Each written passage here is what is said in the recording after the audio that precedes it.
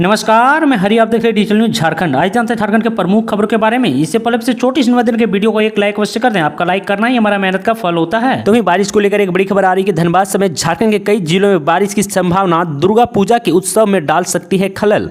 आपको बता दो दोस्तों कि दुर्गा पूजा में मेला घूमने फिरने की तैयारी कर रहे लोगों को बारिश परेशान कर सकती है। उत्तर पूर्वी और उसके आसपास की बंगाल की खाड़ी में 1 अक्टूबर को साइक्लोनिक सर्कुलेशन बनने वाला है। इसके प्रभाव से आने वाले दिनों में झारखंड में बारिश की संभावना है। अभी तक संकेत के मुताबिक दुर्गा पूजा में भी बारिश हो सकती है। 2-3 अक्टूबर को धनबाद में बारिश होगी। सप्तमी अष्टमी के दिन धनबाद में बारिश होने की संभावना जताई गई है। आपको बता दो दोस्तों कि यह जानकारी देते हुए रांची मौसम केंद्र के वैज्ञानिक अभिषेक आनंद ने बताया कि राज्य में पिछले 24 घंटे में 1-2 स्थानों पर भारी बारिश देखने को मिली है। बंगाल की खाड़ी से आ रही नमी अभी वातावरण में मौजूद है। पहले पहर में गर्मी होती है। नमी और गर्मी के मिश्रण से गर्जन और वज्रपात वाले बादल बनते हैं। इसके कारण बारिश की संभावना है। आपको बता दूं कि हवा के रुख में मौसम के बदलाव आने की संभावना है। 28 सितंबर से 1 अक्टूबर तक राज्य के कुछ स्थानों पर हल्के से मध्यम दर्ज की बारिश होने की प्रबलता संभावना है। मौसम विभाग ने 28 सितंबर को राज्य में कहीं की गर्जन के साथ वज्रपात होने की संभावना बताई है। लोगों को सावधान रहने की सलाह दी है। इसी दौरान सभी सुरक्षित स्थान पर रहें। तो इधर पुलिस कर्मियों को लेकर एक बड़ी खबर आ रही है कि दुर्गा पूजा से छठ तक झारखंड के सभी पुलिस कर्मियों की छुट्टी रद्द कर दी है। आपको बता दूं कि दुर्गा पूजा, दीपावली व छठ पर्व के मद्देनजर पुलिस मुख्यालय ने राज्य भर के पुलिस कर्मियों की छुट्टी रद्द कर दी है। इस संबंध में पुलिस मुख्यालय ने आदेश निर्गत किया है कि आदेश की कॉपी सभी जिलों के एसपी को भेज दी गई है। विशेष परिस्थितियों में ही सही कारणों के बाद पुलिसकर्मियों को छुट्टी दी जाएगी। आपको बता दोस्तों कि रांची सहित राज्य के सभी जिलों के एसपी को पूजा के दौरान सुरक्षा के विशेष इंतजाम का भी आदेश दिए गए हैं। दुर्गा पूजा के दौरान सभी जिलों में अतिरिक्त बल तैनाती की बात कही गई है। राजधानी रांची में भाई पूजा का आयोजन भी होता है। ऐसी परिस्थिति में एसपी को सुरक्षा का विशेष इंतजाम करने को कहा गया है। आपको बता दोस्तों इस बार शहर में पूजा पंडाल में निगरानी के लिए सीसीटीवी कैमरे लगवाए गए हैं। पुलिस मुख्यालय का मानना है कि 2 साल बाद दुर्गा पूजा का आयोजन भव्य तरीके से हो रहा है। इसलिए लोगों में काफी उत्साह और काफी संख्या में दर्शनार्थी पंडालों में उमड़ेंगे। इसलिए सुरक्षा के विशेष इंतजाम करने को कहा गया है। पंडाल में महिलाओं पुलिसकर्मी की पर्याप्त संख्या में तैनात करने का आदेश दिया गया है।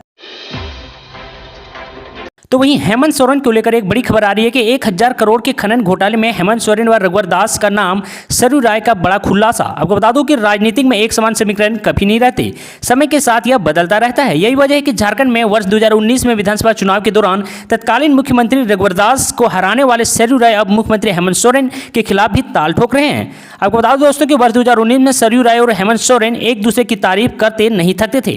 हेमंत सोरेन ने भाजपा से टिकट नहीं मिलने पर सरयू राय को चुनाव में समर्थन करने की घोषणा तक कर दी थी। तो वहीं सरयू राय भी हेमंत सोरेन का चुनाव प्रचार करने दुमका पहुंच गए थे। चुनाव में जमशेदपुर से रघुवर दास को हराने में सरयू राय ने कामयाबी पाई थी। हेमंत सोरेन भाजपा को पछाड़कर मुख्यमंत्री की कुर्सी तक पहुंच गई। तो इधर हेमंत सोरेन को मुख्यमंत्री के पद पर रहते हुए 1000 दिन से ज्यादा बीत गए हैं। अब सरयू राय और हेमंत सोरेन के रिश्ते पहले की तरह गर्म जोश नहीं रही। आपको बता दूं कि सरयू राय अब उनके कार्यकाल को भ्रष्टाचार से भरा बता रहे हैं और मंगलवार को उन्होंने यहां मांग कर दी है कि हेमंत सोरेन और रघुवर दास को ईडी समन करें। 1000 करोड़ के खनन घोटाला के आरोप हैं। पत्र में दोनों का नाम सामने आया है। अवैध वसूली में प्रेम प्रकाश दोनों का एजेंट है। कोर्ट में ईडी के आरोप पत्र के अनुसार 2015-19 के बीच 219 रैंक और 2020-22 के बीच 117 रैंक खनिज की बिना चालान ढुलाई हुई है। इनके खिलाफ ईडी जांच होनी चाहिए। नर्सिंग प्रवेश परीक्षा का मॉडल उत्तर जारी। पीजी मेडिकल में दाखिल के लिए काउंसलिंग शुरू। आपको बता दूं कि झारखंड संयुक्त प्रवेश प्रतियोगिता परीक्षा पार्षद ने 25 सितंबर को संपन्न ANM GNM BSc नर्सिंग प्रवेश परीक्षा में पूछे गए प्रश्न के मॉडल उत्तर जारी कर दिए हैं। आपको बता दूं कि इसी के साथ पार्षद ने परीक्षा में शामिल अभ्यर्थियों के मॉडल उत्तर पर 30 सितंबर शाम 5 बजे तक आपत्तियां मांगी है। आपत्तियों की समीक्षा के बाद अंतिम मॉडल उत्तर के आधार पर परिणाम का प्रकाशन किया जाएगा। आपको बता दोस्तों कि इधर पार्षद ने डिप्लोमा प्रवेश प्रतियोगिता परीक्षा लेटरल एंट्री 2022 के होने वाले नामांकन के लिए काउंसलिंग की तिथियों में संशोधन किया है। इसके तहत ऑनलाइन रजिस्ट्रेशन तथा विकल्प भरने की प्रक्रिया 28 एवं 29 सितंबर को होगी। साथ ही 17 सितंबर से शुरू हुए ऑनलाइन रजिस्ट्रेशन के तहत भरे गए विकल्प में अभ्यर्थी संशोधन कर सकेंगे। आपको बता दूं कि दरअसल पार्षद को दुमका पॉलिटेक्निक तथा नियम एजुकेशनल ट्रस्ट में भी नामांकन के लिए एक सीट उपलब्ध कराए गए हैं। इसे देखते हुए काउंसलिंग की तिथियां बढ़ाई गई है। अब सीट का आवंटन 3 से 11 अक्टूबर तक होगा। इसी अवधि में संशोधन संस्थानों में प्रमाण पत्रों की जांच तथा नामांकन सुनिश्चित होगी। आपको बता दोस्तों कि यह परीक्षा दोबारा 23 अक्टूबर से 7 नवंबर तक विभिन्न तिथियों में होगी। परीक्षा CBT कंप्यूटर बेस्ड मोड में रांची, जमशेदपुर, धनबाद तथा हजारीबाग के निर्धारित केंद्रों पर होगी। प्रवेश पत्र डाउनलोड करने के संशोधन में उपयोग द्वारा सूचना बाद में जारी की जाएगी। तो वहीं झारखंड कांग्रेस में बड़े बदलाव की तैयारी हो रही है। आपको बता दूं कि राजस्थान में मुख्यमंत्री अशोक गहलोत को केंद्रीय स्तर पर पार्टी का अध्यक्ष बनाने की कोशिश में जुटी कांग्रेस उनकी हरकतों से गहरा सदमा लगा है। आपको बता दूं कि माना जा रहा है कि गहलोत के इशारे पर ही पार्टी के 90 से अधिक विधायक ने अलाकमान के निर्देश के विरुद्ध अलग राह चुनने का निर्णय लिया है। बगावती रुख अख्तियार कर चुके कांग्रेस के विधायकों ने सचिन पायलट को अपना नेता बनाने से इनकार कर दिया है। इस कारण केंद्र में अशोक गहलोत को अध्यक्ष बनाने को और राज्य की बगाडोर सचिन पायलट को देने की मंशा विफल होती दिख रही है। आपको बता दूं कि ऐसा पहली बार नहीं हुआ है कि कांग्रेस के किसी बुजुर्ग नेता ने मनमानी चलाने के लिए पार्टी को तोड़ने की कोशिश की है। पहले भी कई नेता मनचाहा पद अथवा पुरस्कार नहीं मिलने पर नाराज होकर पार्टी छोड़कर चले गए हैं।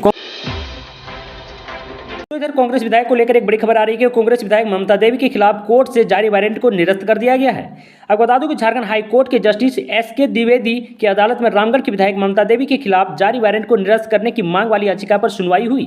आपको बता दो कि सुनवाई के बाद अदालत ने ममता देवी को राहत प्रदान करते हुए निचली अदालत की वारंट को खारिज कर दिया है।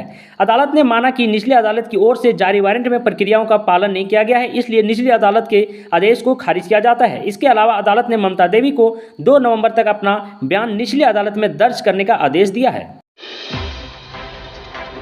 तो भाई कोर्ट को लेकर एक बड़ी खबर आ रही है कि कोर्ट फीस बढ़ोतरी में सुधार के लिए झारखंड सरकार बनाएगी कमेटी। आपको बता दें कि कोर्ट फीस की बढ़ोतरी में सुधार को लेकर झारखंड सरकार 3 सदस्यीय कमेटी बनाएगी। इसकी प्रक्रिया चल रही है। कमेटी जो रिपोर्ट तैयार करेगी उसे कैबिनेट में भेजा जाएगा। कैबिनेट उस पर विचार कर निर्णय लेगी। महाधिवक्ता राजीव रंजन ने सोमवार को हाईकोर्ट को यह जानकारी दी कि इस पर chief justice doctor Ravi Ranjan और जस्टिस सुजीत नारायण प्रसाद की अदालत ने सरकार को इस आशय का शपथ पत्र 28 सितंबर को दाखिल करने का निर्देश दिया है। आपको बता दूं कि सुनवाई के दौरान बार काउंसिलिंग की ओर से सरकार के इस प्रस्ताव को विरोध किया गया है। काउंसिलिंग के अधिवक्ता राजेंद्र कृष्ण व एमक्यू क्यूरी वरीय अधिवक्ता वीपी सिंह ने कहा है कि 3 सदस्य कमेटी बनाने का प्रस्ताव लाकर सरकार इस मामले को उलझाने का प्रयास कर रही है, क्योंकि कमेटी की गठन और रिपोर्ट को कैबिनेट भेजने की प्रक्रिया लंबी और जटिल हो सकती है। इसलिए सरकार को लंबा समय देना उचित नहीं होगा।